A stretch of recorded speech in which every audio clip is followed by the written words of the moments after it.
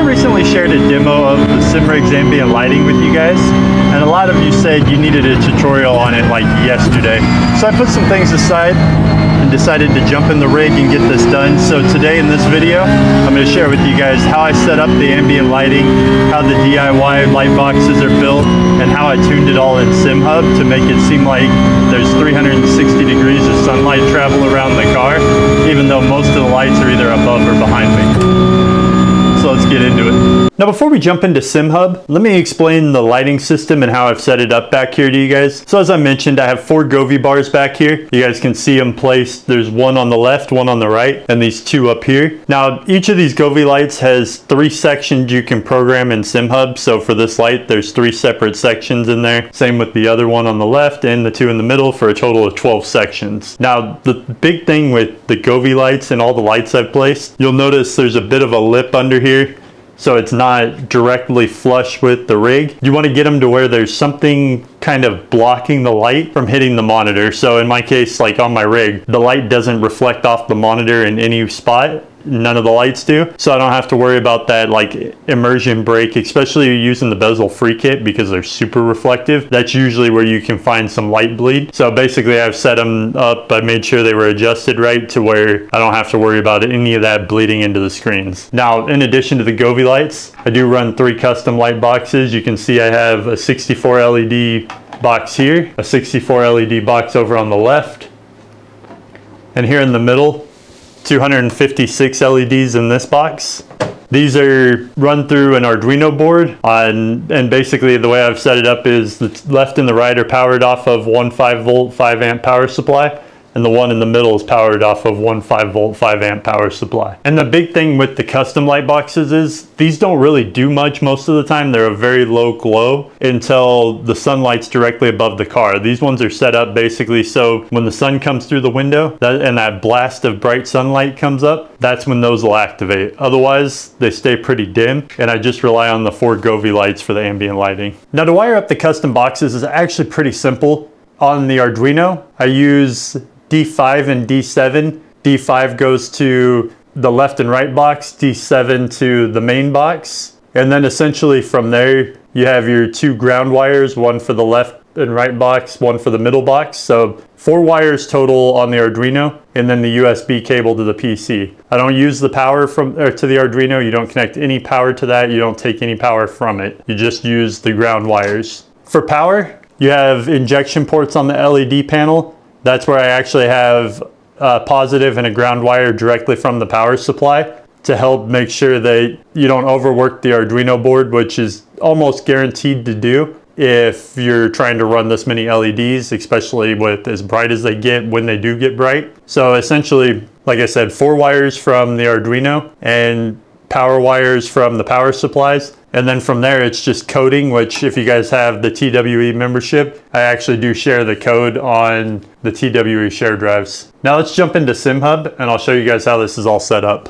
As you guys can see over here on the SimRig, I have the car as my actual wallpaper on my desktop, and that actually helps with tuning the ambient lighting. I have 3 screens that I use, but for now we're just going to use this one. Essentially one's like medium light, one's bright light, and then this is the low light. And that just helps to give all the ranges that the lights are going to show at. Now, if you guys are using SimHub ambient lighting for the first time, you may not see it over here on the left side. You can go down here to add or remove features and just check the box to activate it. Once it's activated, you guys just go into the tab. Some of you that already have it know exactly what I'm talking about. Now we're going to be setting up 2 different lighting systems. We have the Govee light system and the Asetek system. For the Govee lights, you guys can see as far as grab points, I've actually adjusted the grids to 61 rows and 85 columns, which is quite small, like so small you guys probably can't really tell which ones are which. And then when it comes to setting up the grab points for the lights, you could see I've got 2 grab points on the left mirror. These 2 grab points are actually for the furthest right light, even though they're on the left. And that's because the sun shines from the right to the left, and that's usually where the sun hits. So essentially when those get activated, I want the far right light to shine down as if the sun's coming down into the cab this way. And then over here on the right side, I have the same effect from the left light. So that gives me that directional lighting that feels like the sun's actually projecting at the right angles from the sides. And then from the back of the car, You guys can see I have 2 grab points here and here. These only light up when the sun hits the dash right here, which is usually about the only indication you have of sunlight behind you. So those ones work really good to give me that rear lighting effect, and then obviously dims everything else, so it actually is pretty effective. And then the majority of the grab points are right here. Some of them are stacked over the top of each other, and that essentially gives me like the main dash lighting, like that sets the cockpit interior. So if the dash has a little bit of light on it, it gives me a nice glow. If it has sun directly on it, it gets pretty bright. And then of course we have the Adelite system, which I'll get to in a second for the brightness. Now in the scene settings, you guys can just get a look at luminosity gamma correction is set at 0.79, and then over here color gamma correction, you guys can see the settings on those is about 0.64 or 0.66, and those are going to run fairly bright and provide most of the light for inside the cockpit. Then for the Adelite settings, this is going to be kind of hard to show, but if you look at the mini screen, you'll notice 6 little dots about right here. Those are the 6 grab points for the ambient light system, and they actually sit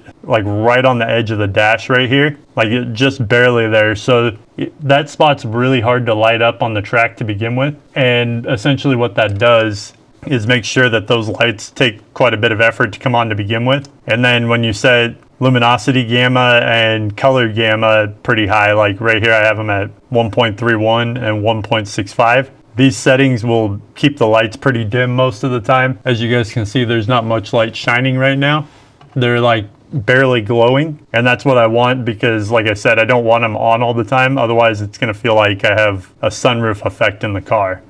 Now for those of you that have asked how to set up Daniel Newman with this, if you go over to color effects, you have to actually put in or update the profile for Daniel Newman. And then when you go into the Daniel Newman racing side, adjust 4 lights and set per light. That way you get the different lighting effects based on, you know, how they're supposed to react. Each light has to be set to ambient screen capture. So as you guys can see, all 4 lights are set exactly the same. Beyond that, you just activate whatever systems that you want to activate. Like if you want your pit lane effects, your marshal flags, low fuel, all that stuff is literally just checking the boxes and activating it if that's what you guys want activated. So once you have everything dialed in, if you guys really want to do a solid test, you can grab like a little paint box and just have that white screen, and then you can drag it around. So if I start over here on this far side, I should see activation on my left light, which I do. And as I come across the dash, you might notice some of the Govee lights starting to activate, and those are a little bit further off, so they're not going to give quite the same level of brightness. In fact, I could probably adjust those up a little bit. And now I'm starting to get into that activation point for the custom light boxes, so you can see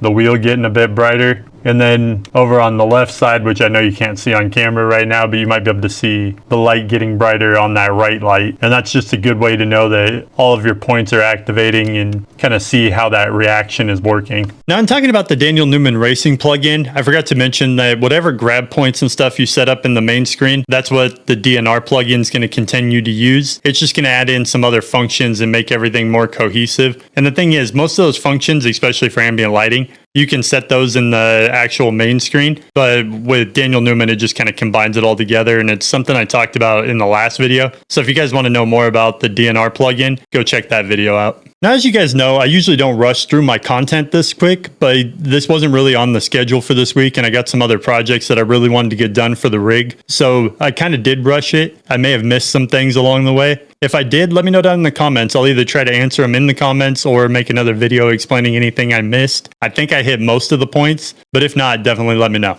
Now, if you guys have missed it elsewhere on social media, you might have noticed that the new dash is in the rig, and it actually looks pretty good. I was pretty stoked with how it came out. So in the next video, I'm going to talk about that, and hopefully the new driver's side door that I'm going to be putting in. I'm hoping to incorporate the keyboard so that I can have a keyboard nearby, but also have it hidden in there so that it doesn't break the immersion. I also have some DIY electronics projects that I'm trying to get figured out. I'm kind of coming up with a new button box concept for more programmable LED lighting in the rig. And I think that would be really cool if it works out, but I'm still in the early stages on that one. So who knows where I'll be by the time I make the video next week. But if you guys aren't already following the the Cup Car 2.0 build, make sure you hit that subscribe button, ring the bell so you get notified when new videos come out. Also, make sure you go down to the description and give our sponsors some love if you're looking for anything sim racing related. And until next time, I'll see you guys out on the track.